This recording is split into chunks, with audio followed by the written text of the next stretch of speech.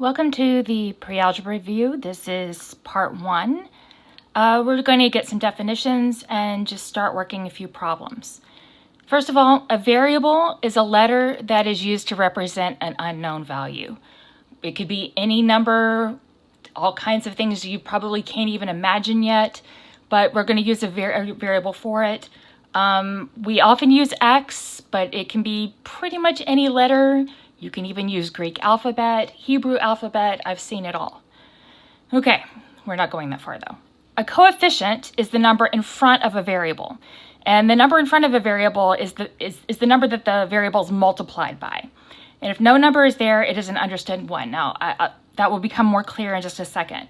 If we gave you something like 3x, 3 is considered to be the coefficient. X is the variable. This means 3 times something, whatever that variable is. Mathematicians are lazy. If we can get by without writing something, we do. We don't write the dot because we can get away without doing it. Okay? One of the things we're going to be doing a lot of, even after we start doing all the big algebra, we're going to be checking our answers. We're going to be plugging numbers in for variables and see if it checks out.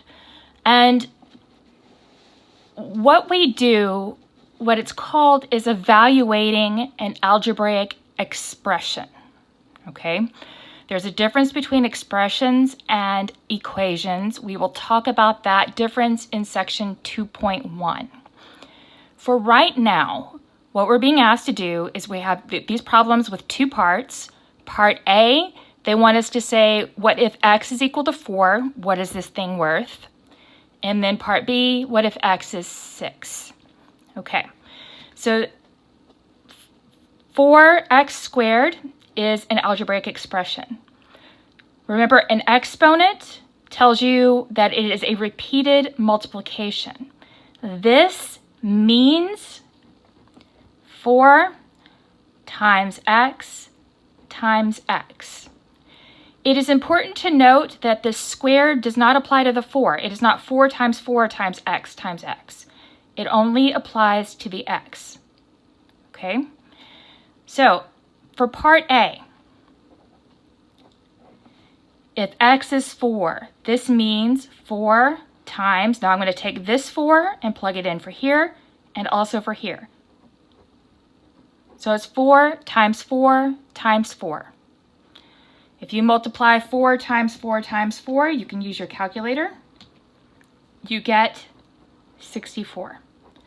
So the answer to part A would be 64. Now let's do the same thing for part B. This time, where our x's are, we're going to plug in a 6 instead of a 4, like we did here. So this is 4 times 6 times 6.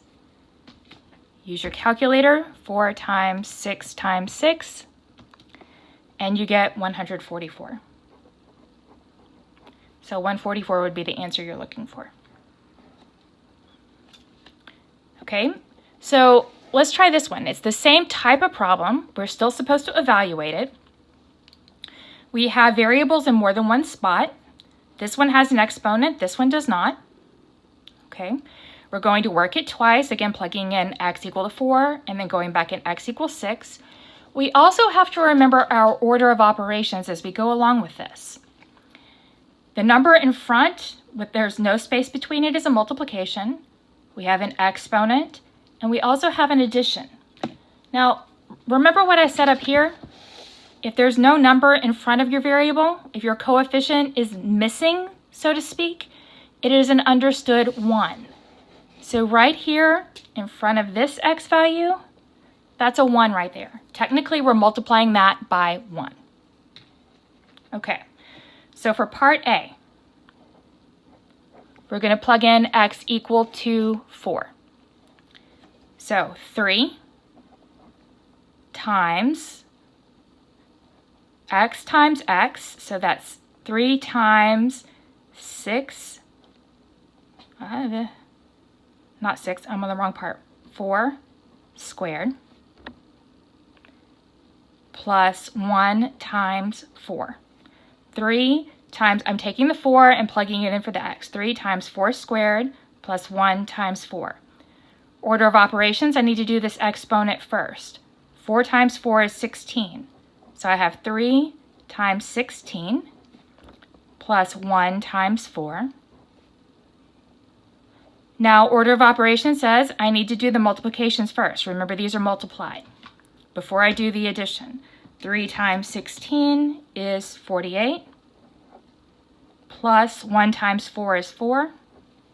48 plus 4, that's the last bit I've got to do, and I get 52. Part B. It's the same, except we plug in 6 instead of 4. So this is 3 times 6 squared plus 1 times 6. Now you might be wondering why I wrote the 1 times in here. It's just so that you see the pattern. Obviously, multiplying by 1 doesn't change anything, so you don't technically have to write that part down.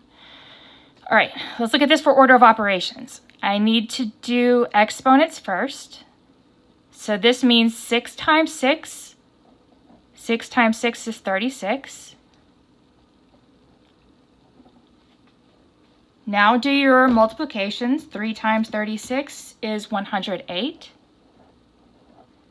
Plus 1 times 6 is 6. Now do that final addition, and you get 114, which would be your answer.